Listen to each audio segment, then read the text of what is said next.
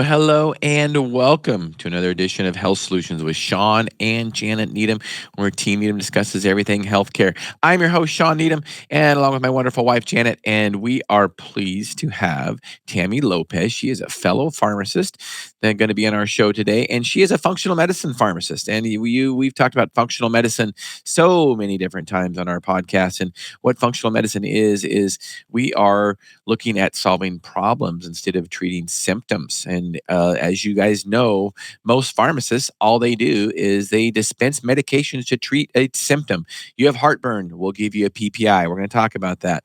You have high cholesterol, we'll give you a statin. We're going to talk about that. You have high blood pressure, we'll give you a diuretic. We're going to talk about that. And one of the problems with these drugs is that they cause nutrient depletion.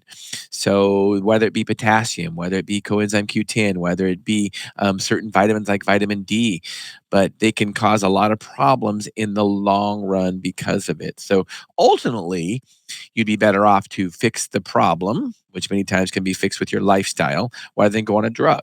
But if you're on a drug, it's important to know about these nutrients that are depleted so you can replenish them. So, Tammy, welcome to our show. Thank you. It's a pleasure to be here. I appreciate the opportunity. Yeah. So tell us, we were talking before the show.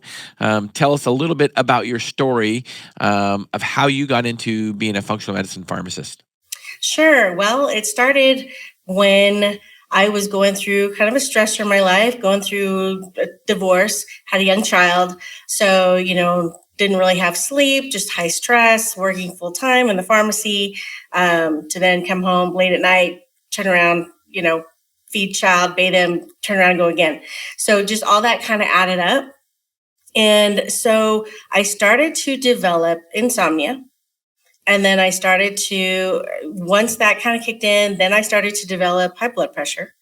Then I started developing acid reflux. So at first I was kind of taking, omeprazole here and there. Then it just started to develop and get a little bit worse. So finally I went to go see a gastroenterologist, and they put me on Probiotics or pantoprazole, 40 milligrams in the morning. And it still wasn't quite getting the symptoms. So I added on famotidine, an H2 blocker, to kind of help out. Still didn't quite help out. So they added on a Probiotics 40 milligram twice a day. And so kind of helped out a little bit.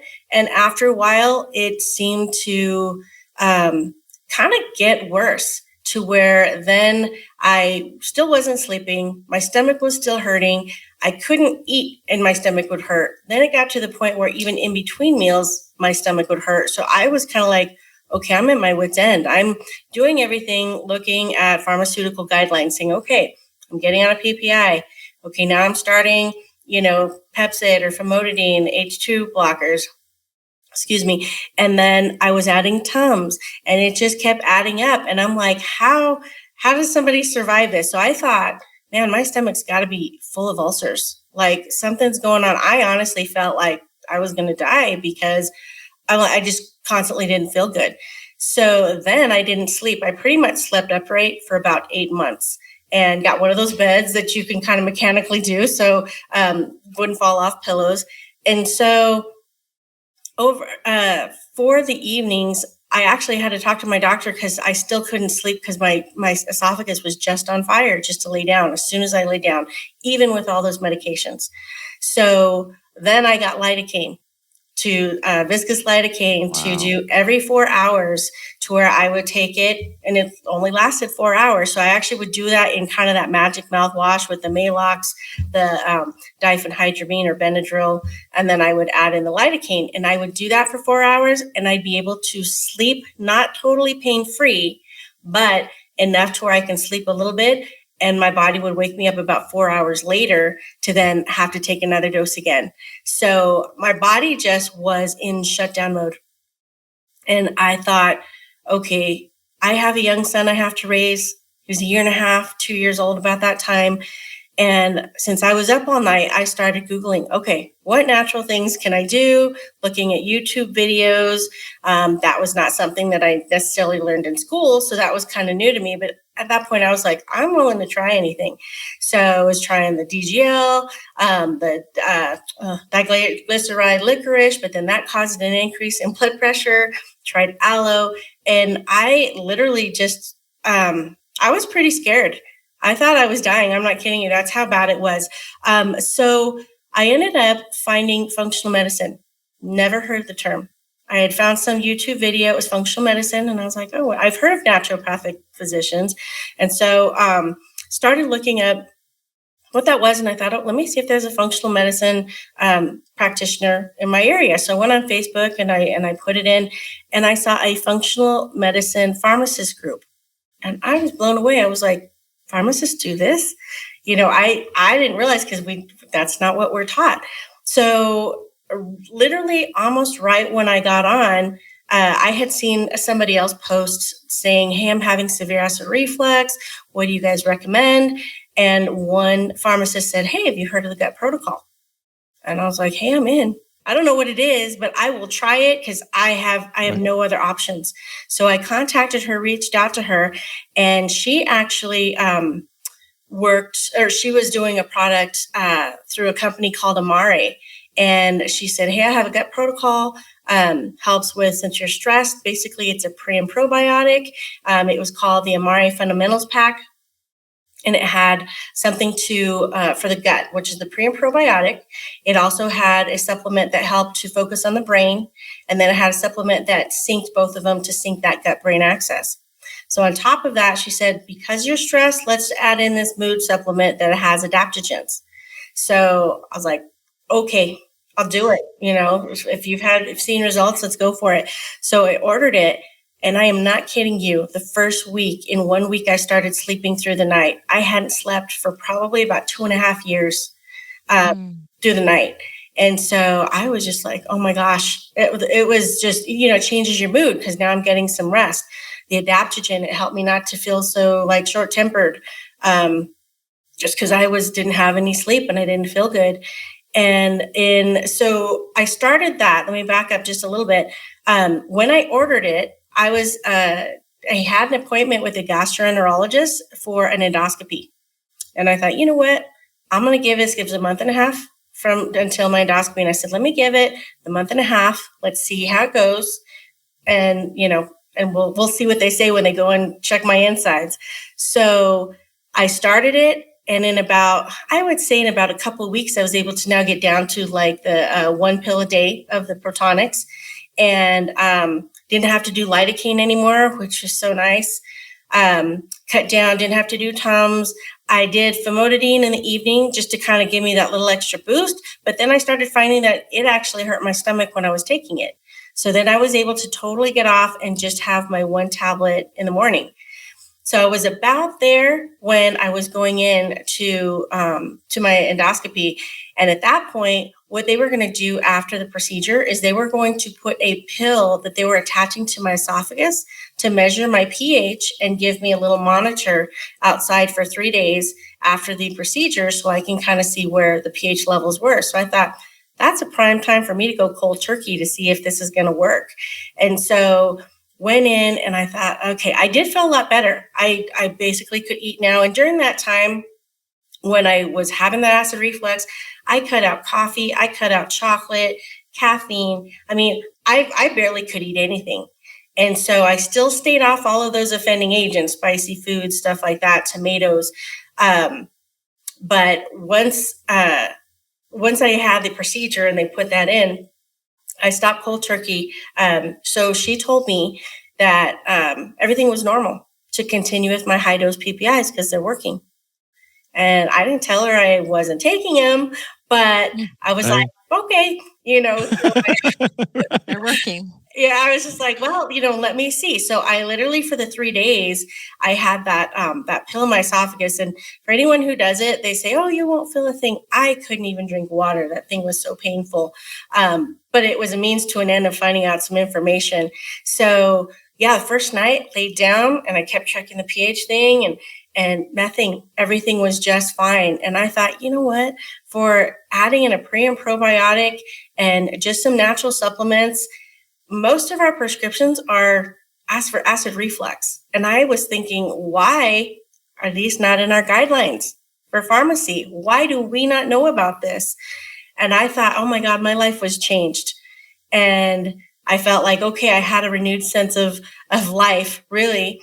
And I thought, I have to tell people about this because so many people are suffering, and then learning more about it. And then, I also, while I was on those medications, developed peripheral neuropathy. My hands were in such bad pain. I had to like shake them all the time. I was just having that neuropathy because that B12 wasn't getting absorbed. I already knew that if I stayed on these medications, I was at risk for hip fractures, wrist fractures, just any bone break because I wasn't getting the calcium needed. So it kind of just, like I said, just being able to do these natural products, I still take them to this day. And I tell anybody who wants to listen about them who has acid reflux, which are pretty much most of the people I know. Very few don't, but a lot of people are on omeprazole or Protonix, anything like that, that's going to help, even if it's intermittently. And it's like, let's get to that root cause. So once I started going through that, right before my endoscopy, there was a post on that functional medicine pharmacist group, and it said, "Hey, someone had, I think it was Lauren Castle, another pharmacist, and she said, hey, I have another fellow pharmacist who wants to take 10 women, 10 moms who want to be able to stay home with their kids, who want to learn functional medicine and start their own business." I was like, hey, yeah, I'm a single mom. I would love to, to be at home because at the pharmacy doesn't close unless you can't leave. It has to close while you're there. So I didn't have an option, even days I was sick or had migraine. So I'm like, yeah, I would love to stay home with my child. And so I think she told me I was one of her first people that signed up. And so basically that just kind of lit a fire under me just to really understand functional medicine, and now really seeing a lot of the benefits of it and what we really don't look at. So I am a diabetes specialist. So I've been running a diabetes program for the past 16, almost 17 years. I see patients with type 1, type 2, pre-diabetes, as well as high blood pressure, high cholesterol. I manage patients one-on-one.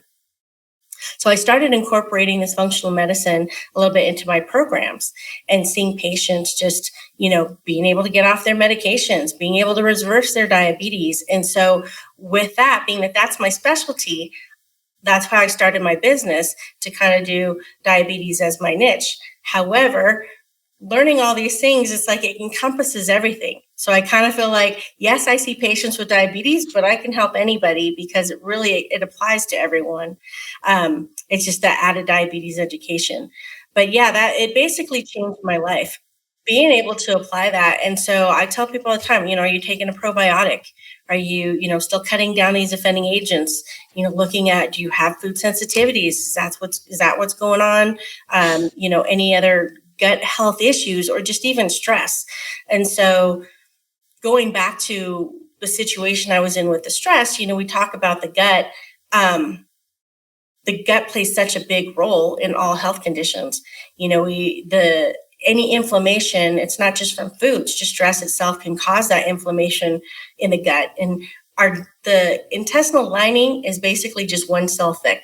So when everything's working properly, you're eating food and the bacteria comes in, goes out the way that it should, everything stays inside the intestinal wall. When we start getting stressed or leaky gut or other things that are causing inflammation in the gut, those junctions are opening, causing those toxins to then get into the body. And so then that starts wreaking havoc on, mood, mental status, and then also just overall well-being and being able to handle stress levels as well. But the gut, like I said, to me, that saved my life. But I know so many others, that's kind of the root cause. Not that there's not other things, but that's kind of what I look at with my clients when I'm working with them. Yeah, if our guts aren't healthy, we can't absorb the nutrients and vitamins from our food or from supplements, and half, 3/4 of our immune system is in our gut. So if we don't have a healthy gut, it's going to be really hard to fix any kind of disease state. So back on PPIs, Janet, do you have some questions for Tammy, specifically on PPIs and nutrient depletion that she talked about?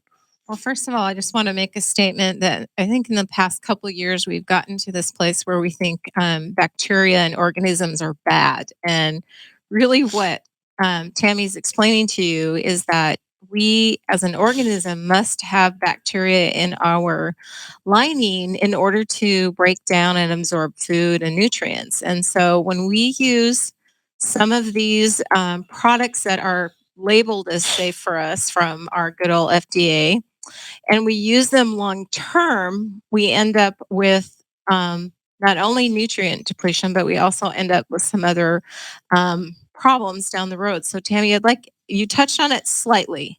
You said about calcium, but let's talk about what can happen in this situation if you continue down that road for years taking these types of medications. What are we depleting from our body, and what problems can it create? Sure. I mean, there's numerous nutrients. Just some main ones are calcium, magnesium, B12. It can even affect iron absorption. So if we're talking about calcium, again, when you're not absorbing the calcium, calcium is meant to be in the bone and the teeth.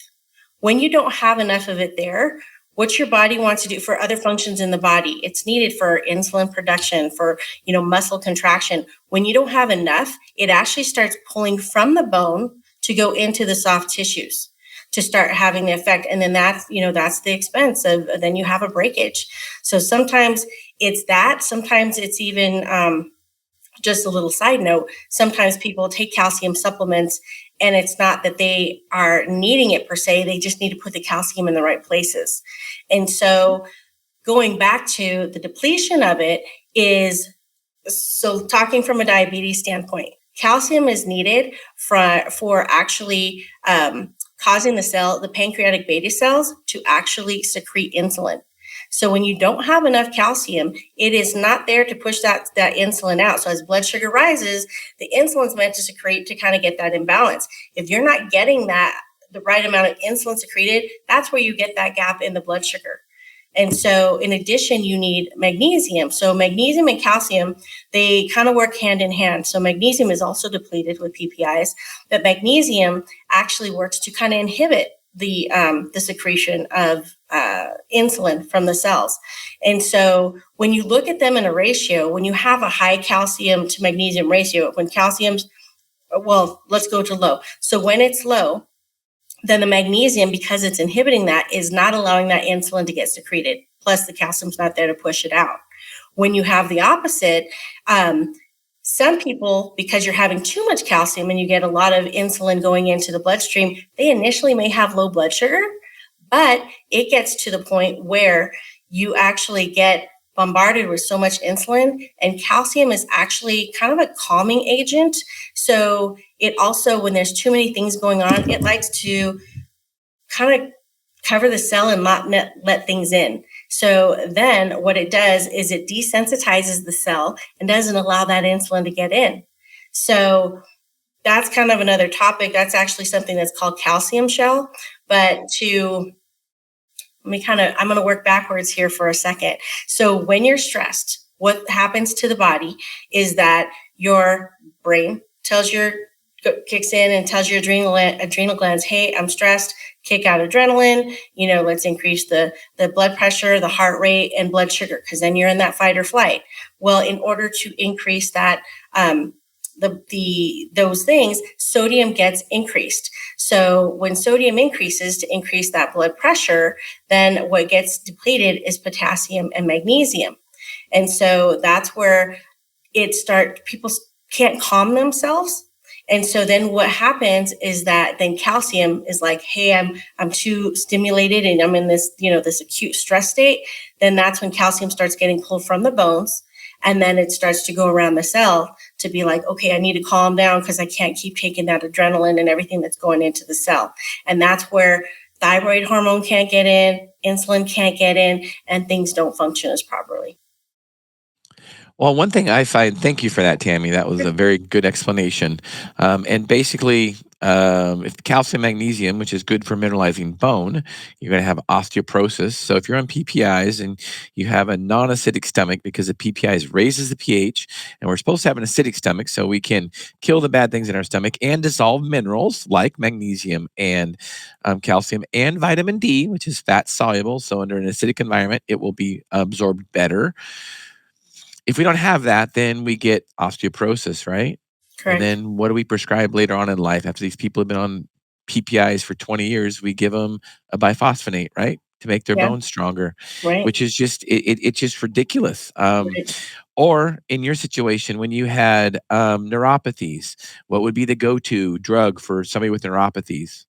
There's numerous gabapentin or, Right. Lyrica, which then would drive, a whole bunch of other side effects. But yeah, Right. So how many patients are taking PPIs and they have neuropathy and we're not really fixing the problem? We're just throwing another drug at them when in reality we need to get them off the PPI. PPIs are not meant to be used long term.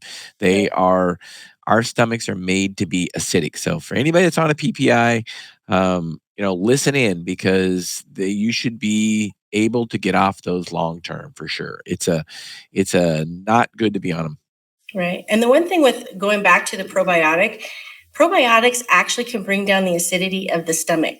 So they also have the motility of the stomach, but they're balancing out the good bacteria because at this point, when you don't have as much acid or you have too much acid, or I'm sorry, when you're bringing down the acid, that can allow the overgrowth of bad bacteria in your gut, which leads to further issues of, small intestine bacterial overgrowth. You have leaky gut, just numerous things. And the probiotic, if you're on one, I would highly recommend to at least get started on a probiotic, maybe help to kind of wean down off of it, just to kind of give that protective effect in the gut. Yeah, for sure, for sure. We could talk about PPIs and Yeah. drug user depletion forever. So let's move on to another one. Okay. So another one that's popular is statins. So tell us a little bit about statins and what specific nutrient they deplete. Sure. Statins are notorious for depleting CoQ10. CoQ10 is actually used for energy production. It also affects muscle cells. So that's why people who are on statins tend to have like a common side effect, let me put it that way, is muscle aches, muscle weakness. Some people get like exercise intolerance just because their muscles aren't, they're just having either weakness with that. And in the extreme, it can cause what's called rhabdomyolysis, which is muscle protein breakdown. And what that does is then it breaks down that protein, gets into the bloodstream, and then that has to go through the kidneys, which can actually affect the kidneys as well. The thing with CoQ10, so CoQ10 is an anti-inflammatory as well as an antioxidant.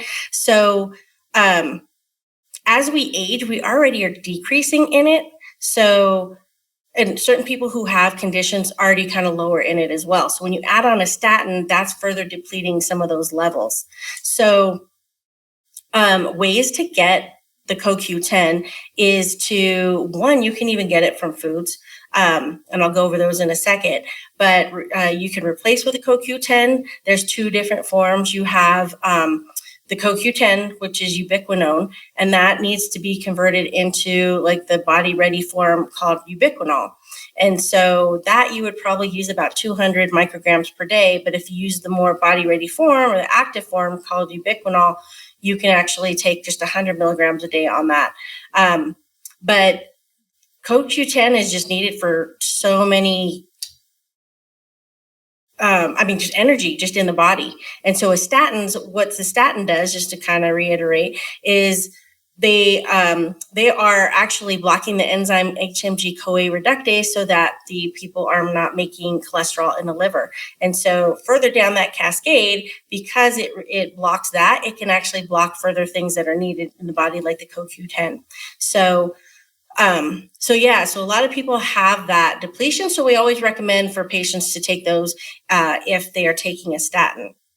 So Janet, what are some examples of some statins, some popular ones? Oh, you have Lipitor, Mevacor, Pravachol. Crestor. Yeah. What are we missing, Tammy? Any of them? Protestant, no. Pretty much those are the main ones. Yeah, those are the big ones out there right now. Okay, so mine and Janet's forte is hormones. We specialize in hormones. We, talk to patients all day long about hormones. So tell us about B vitamins and how they're depleted by estrogens and methylation and all that kind of stuff. You're the expert there, Tammy. Tell us about that. Sure. So when an oral birth control or oral contraceptive is started, the different nutrients that are depleted is folic acid, B2, B6, and B12. B vitamins that are really important that affect mood, can cause anemia when you don't have it. When you don't have enough of them. It can also decrease the antioxidants, vitamin C and E, and affect the minerals magnesium, selenium, and zinc. So we talked a little bit about magnesium and that effect. As far as selenium, that is actually needed for thyroid function. And so what selenium does is it's needed in regards to the thyroid. When you produce thyroid, you have a T4 and T3. T4 needs to be activated into T3 to exert its effect on the body. Selenium, when you're low in that, it cannot, carry out or have enough effect with the active form. So you need to supplement with that. And you can do that with like Brazil nuts or foods. And usually with the selenium, it's, you need about 55 micrograms per day. But the one thing with that, and going back to talking about the thyroid, is some people may have hypothyroid symptoms, but it doesn't necessarily mean they're not producing enough of the thyroid hormone. It's just not getting into the cell the way it's not getting converted the way that it should to then, like I said, exert that effect. Furthermore, with the magnesium deficiency, magnesium is actually, or potassium gets depleted when it doesn't have enough magnesium. So what happens with that is if you don't have enough potassium actually makes the cell permeable to let that thyroid hormone in. So you're kind of getting it two different ways, is you're not getting that conversion to the active form of thyroid, and then the cell is not opening up to allow that thyroid hormone to be affected. So some people may have the side effect of hypothyroid symptoms. The next thing is zinc. Zinc is another enzyme that's actually responsible for about 100 enzymatic functions in the body. So it's responsible for cell production and immune function. It's actually linked to the male and female hormone production. So zinc actually works kind of opposite of copper in our body. And we have copper in our body that actually is, it's an essential mineral. It's an antibacterial, antiviral, helps to maintain the immune system and nerve cells. So when we look at that in a ratio, because estrogens actually decrease zinc, when you have that decrease, then you have the opposite effect of copper. And zinc, let me back up, zinc is more associated with progesterone, where copper is more associated with estrogen. So when you have the zinc depletion, then the copper tends to rise up. When copper is really high in the body, it can actually become really toxic and can actually cause a lot of problems in the sense of psychological problems. It can cause actually PMS symptoms. So when we are looking at the cycle, woman's cycle, about a week before they start their cycle, they have people who experience premenstrual syndrome. It's actually due to that copper toxicity because you have that rise in estrogen. And because you have that rise in estrogen, copper rises as well, and it actually gets into the tissues. So people can experience frontal headaches, depression, weight gain, food cravings, fatigue, constipations, and just that up and down emotion. Once that cycle is over and the estrogen comes down, then those symptoms tend to go down and the copper tends to go down. With the zinc, though, zinc actually, when we look at that, that ratio, then we have to kind of be looking at people who are on estrogens that have copper toxicity. So what happens with that is people don't really realize what the effects of copper toxicity is. I think, and maybe it's more me that I really came into that and found out for myself. I had copper toxicity because I had a copper IUD, but a lot of psychological things happen where people can be feeling apathetic, just depressed. They can be feeling anxious and having a lot of mental issues and not realizing that it's due to this copper. And usually, again, because you're taking estrogen, it's rising the copper in the system. When someone takes that the estrogen away, sometimes the copper doesn't always come out because it stays in the tissue. And if you don't have all your detox pathways to kind of clear out any any toxins in the body, basically what happens, it'll continue to recirculate. And so I do a test for my clients. I do the hair tissue mineral analysis test, and I see a lot of people having copper toxicity. This is men as well as women, and it exerts a lot of negative effects on the body. This doesn't have to be just with estrogens. It can be people who are drinking out of copper pipes, who worked in mines, or have just that copper exposure. And so by detoxing that, you have to balance all your minerals in order to get that out. But I just wanted to kind of just put that out there, because I think that would be something for people to look into if you feel like you're having a lot of mental issues, or just feeling like depersonalization, to where you cannot really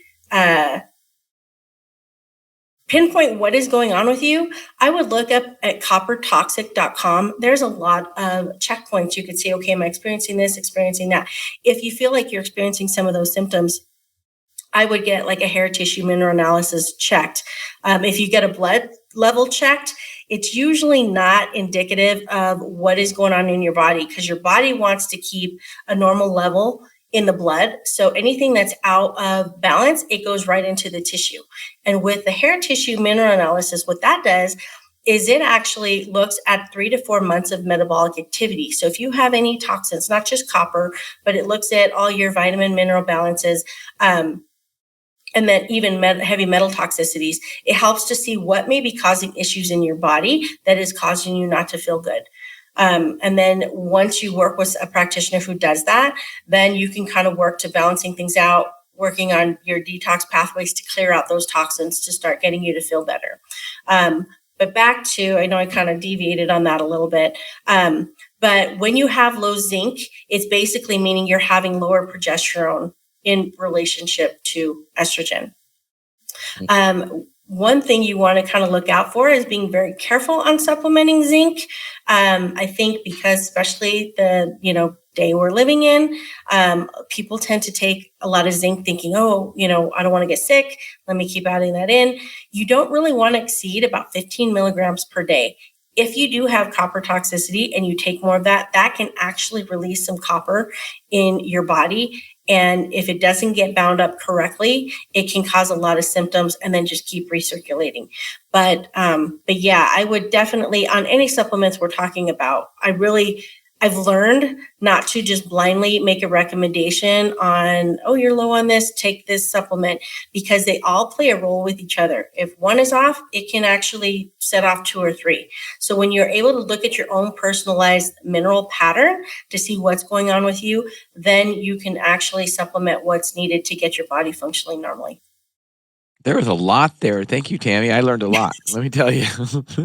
So let's, as we wind this podcast up, let's talk about methylation and estrogens, if you could.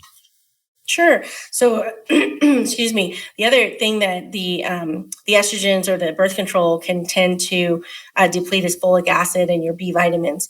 Well, in the methylation, it's a basic word I'm looking for, cascade. Basically, if you have a gene mutation in the MTHFR or the methylene tetrahydrofolate reductase, did I say that right? I think I said that right. What happens is when you have folate, it doesn't get converted to the active form. And most people actually take folic acid. And so folic acid is synthetic and it doesn't necessarily get changed, and it doesn't get converted the way that folate is. You need to have that active form. And anyway, it's needed in this cascade of, it's needed to kind of the methylation cycle. So it's needed for DNA repair. It's needed to help regulate neurotransmitters, also just replacing damaged cells. And it's also important in turning homocysteine into methionine, which what that is basically saying if you have homocysteine and that gets out of balance, that can actually increase your risk of heart disease, can increase your risk of cancer, and then your body is not detoxing the way that it should. So when we're talking about the folate and the folic acid or the B vitamins, specifically if somebody finds out they have this genetic mutation, that it is best to kind of find the active forms of these because your body cannot convert it into the active form, folic acid into the active form. So looking at adding in methylfolate is the active form, and then methyl B12 or methylcobalamin, and then also the active form of B6, which is also in this cascade of the cycle, which is pyridoxal 5-phosphate. But when you supplement that, then the body functions a little bit more efficiently. And so in addition to supplementation, you definitely want to, make sure you add foods that can improve that have the active form folate, as well as the B12 rich vitamins, B6, poultry, seafood, meat, cruciferous vegetables. And so hope I kind of summed that up a little bit, but it plays a big role in the body when it doesn't work. And a lot of people don't realize that they have this genetic mutation and they're actually not processing those supplements or vitamins appropriately. Yeah, there's a lot going on when it comes to MTHFR. We could dedicate an entire podcast to just that subject. So thank you for that quick explanation. And as we're winding this podcast up, Tammy, tell us what you have a passion for. My passion is to help people, especially with diabetes, but really just anybody.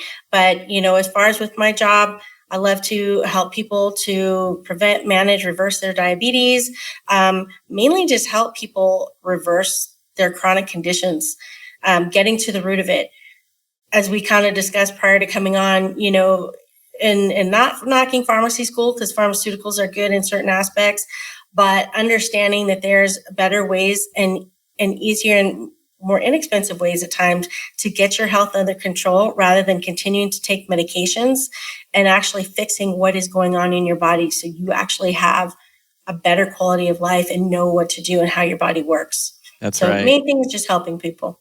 Amen. So what's the best way to get a hold of you, Tammy? You can find me at drtammylopez.com. I'm also on Instagram at dr.tammylopez. You can find me on Facebook, just Tammy Lopez. And you can reach me that way. And Janet and I are going to get one of those hair mineral analysis, and we're going to share it on our podcast in October when we have another pharmacist on that's kind of specializes in that. So I'm super excited to see what it's all about. I don't know much about it at all. So it's very interesting, super interesting, and provides insight to a lot of things, especially when you look at each specific mineral. You don't realize how those being off can actually cause chronic conditions. Yeah, I'm super excited to learn, and I'll probably be contacting you to see if you can help me out with it. Definitely, I'm here. Okay, so that winds up our podcast. I'm trying to see who's on for next week. So Thursday. So thank you, Tammy, for being on our show. And I really appreciate it. And we'll keep in touch because we'd like to have you on again about another subject. So sounds good. Thank you so Tammy. much. Thank you so much. And listeners and viewers, thank you for tuning in today.